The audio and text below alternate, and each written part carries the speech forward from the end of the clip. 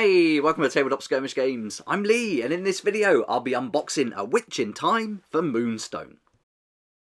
As Halloween is just around the corner, I thought this would be a perfect time to unbox this great set for the Lesher Vault faction for Moonstone. And in here you're going to get 3 really good models, and I want to play these with my Weirdwood, so I'm going to put them with the Tree Folk. I think that'll be a really fun combo. A spooky woodland theme is what I'm going for there. But here you can see great packaging again. I really do like how they put their models together. You get some fantastic artwork, and then on the back a nice render of the 3 miniatures that are included, and a little introduction to what the game's about if you haven't heard of it before. Okay, let's get this open and we'll have a look at all the contents. I'll give you a good close-up look at the models themselves, get them built, and then we'll have a look at the card and what they can do on the tabletop. But I think if you just wanted to get these to paint, it would be just a fun set just to buy for that. The quality of their models are brilliant, and I've done a few unboxings now, but let's focus on what we've got here. We got the models there, and we got the 3 cards, one for each of the different witches.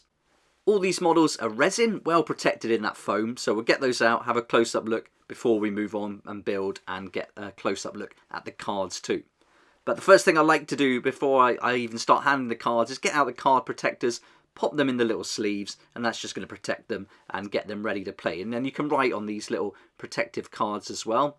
And then I use Dragon Shield Clear Classic for these, and the size, if you're looking to get hold of them, 88 by 63mm, and I'll put a link down below so you can find the brand and see if you can get hold of them in your region. And there you go, nice and protected, and I love these cards, great artwork, you've got all the stats and everything, but we'll be breaking down all those later on and also having a look at what they can do with their upgrade. Let's have a look at those models then. I'll get them out of the pack and we'll have a close-up look. And Moonstone's really got me into painting, I must admit. I've always done contrast and tried to get things done quickly. But as you only need a few models, 4's enough to get started, or 8 if you want to put a nice troop together. You don't have to paint an awful lot to get in this game. So I found I'm spending a lot more time on these individual models. And here's our first one. This is Zoria, the first witch. And Zoria is the Dawn Witch. And it's a great theme. You go from dawn to noonday and then dusk. It's great that this model is fully built, so no assembly whatsoever here. You can just trim it off the sprue and then glue that in place on the base and you're good to get going. I do recommend giving these a nice scrub, good wash up before you paint them, so some hot soapy water. Grab an old toothbrush, give them a good clean up and then you're ready to paint. Next up we've got Danica. I've skipped past noonday and gone straight into dusk now, and this is probably my favourite of the 3. I love this creepy look. It's such an awesome sculpt. Reminds me a lot of The Witches by Roald Dahl. It's a proper creepy witch, this one. And I think you can see that in a lot of the Moonstone models. And they say it in their interviews as well, the creators behind the game, that they are influenced by books, movies, cartoons, and all sorts. And I love the nose. Check out that. It's a proper witch's nose. Really great model. And then we've got the Noonday Witch. This is Antonia. And really fun character. I love the cauldron there on the back as well. That's just fantastic. Real jolly face. Great model. And 3 really different models to get painted up. And I think they're going to look so cool with the trees and then do some woodland terrain to play them in. I think that's going to be awesome. But this is a real simple build as well. Just 2 components. You're ready to go. And then you've got all your bases too. Brilliant.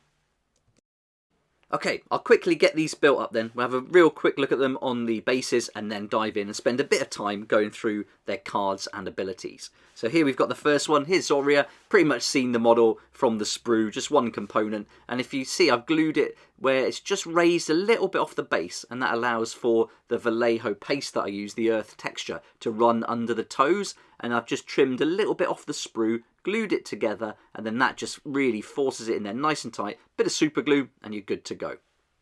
Let's grab Zoria's card then. So here you can see she's got a melee 4, range 1 inch, arcane 2 and evade -1. And then for the passive abilities, we've got Link to the Present. If a friendly Antonia Noonday Witch is in play, then this character gains 1 energy during the replenish step. She's also got Mesmerizing, and enemy models engaged by this character must discard 1 energy before they can declare a jog, step or reaction step. That's really cool. And then Swift when making a reaction step while engaged by an enemy. This model may move 2 inches instead of the usual 1. You can only do that once per turn though, but it's certainly going to be handy to get out of combat.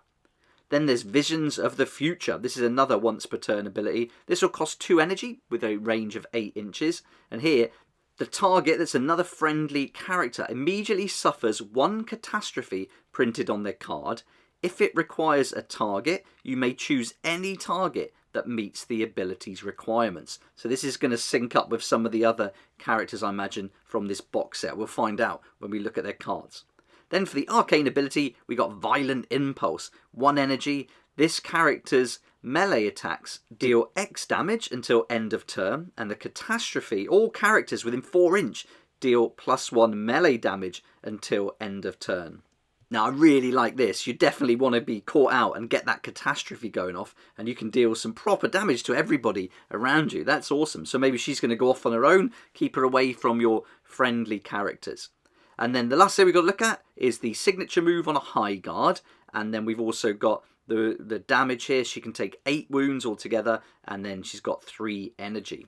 And as we flip the card over, we can see that the upgrade for the high guard turns this into Betrayal, and the damage type is Impact, Slicing or Piercing, and then you've got some different stats there, but there's an end step effect. You move this model 1 inch directly towards the enemy, so you're going to be closing them down rather than trying to get away here. Okay, let's have a look at Antonia now. This is the Noonday Witch, and the model just 2 parts, really easy to put together, and just looks fantastic, and again, raised off the base a little bit. Let's grab the card now, and you can see we've got a melee of 3, range of 1 inch, arcane 4, and evade 0. And here the ability, the first one, is the passive ability Link to the Past. If a friendly Danica Dusk Witch is in play, then this character gains 1 arcane stat. So you see in here, you put them all together, and each one is going to gain something from them all being in play. So very fun. And then you've got 3 arcane abilities to choose from. So this is getting interesting now. More spells coming from Antonia. And the first one is a healing spell. So this is a 2 energy, 8 inch arcane ability. And this one here is going to target restores X +1 wounds. But the catastrophe is this model suffers 2 wounds. So there we are. Nice and straightforward. Healing. Candy Apples, 3 energy, 8 inch range. Move the target 2x inches directly towards this character.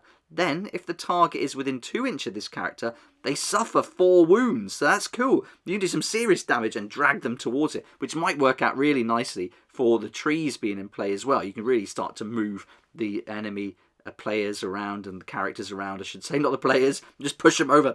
But you can pull the characters about with them, so that's going to be really fun. And then the catastrophe here, all models within 4 inch suffer 2 magical damage. Now that's another one where you're doing lots of damage around you. I like that. Then we got Visions of the Present. 3 energy again. 6 inch range though.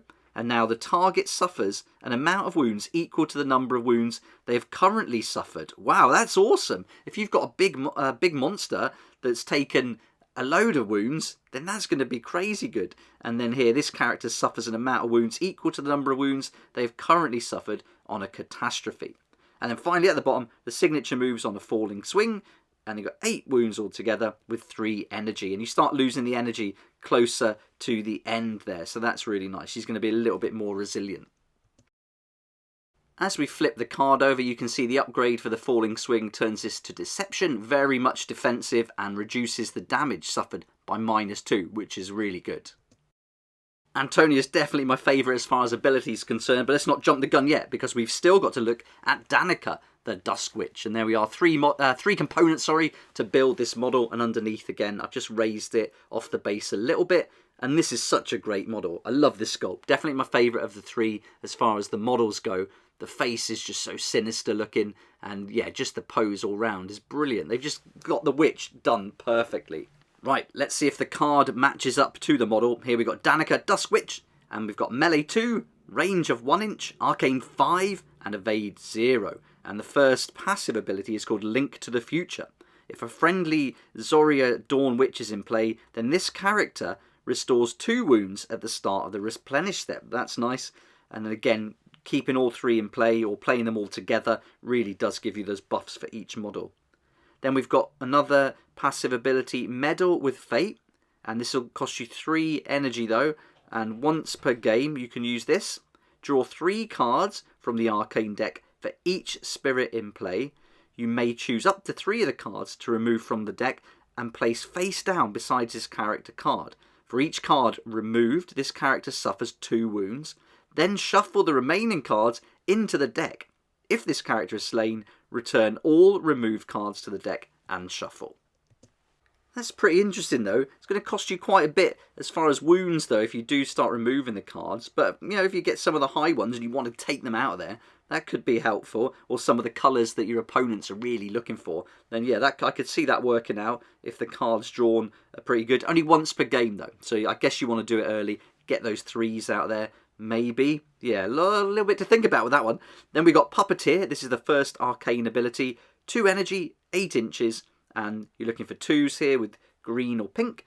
And then target gains Puppet. When Danica Duskwitch is active within 8 inches of line of sight, she may spend her energy to have this character perform actions available to them, excluding Jog. They count as friendly during the action until end of the game. That stays in play. That's quite cool. Puppeteer, really like that one. Catastrophe's quite harsh though. This character suffers 4 wounds and the target will gain +2 energy. So you don't want to be bluffing with that one too much. Or at least you don't want to get caught out. Then we've got Visions of the Past, the second arcane ability. 2 energy, 6 inches, 3s and 3s with green and pink. Target restores all wounds and all energy. That's nice, so a good healing one. And they get their energy back as well. So that's good. If you've already activated them, they're going to be able to do some reactions later on. That's really nice. And then the Catastrophe here. All models within 4 inch suffer 2 wounds and gain an energy. Really interesting. I like how any of these Catastrophes with all 3 of the witches do damage to lots of different characters around them. So that's really cool. And if we look at the bottom, we've got the signature move is on a thrust, and this turns into illusion. And defensive, but you're going to reduce damage suffered to the 0 with a line. Great, that's what you want. And then end step effect, exchange places with a friendly spirit within 8 inches. So that's awesome. So it's going to work really nicely with those tree folk, I think. I think that's going to be really fun. There you go then, that's the unboxing and overview of the cards, and my favourite model, definitely Danica, but I think my favourite abilities go to Antonia. I really like what she can do, that really fits in with my style of play, sounds like a lot of fun, and I'm really looking forward to getting these painted and on the table. So look out for some painting videos coming soon. And the reason I've done this today is to go along with my monster mashup. We've got a meet-up and fancy dress evening at the Little Shop DVD and Games in Liskeard, Cornwall tonight.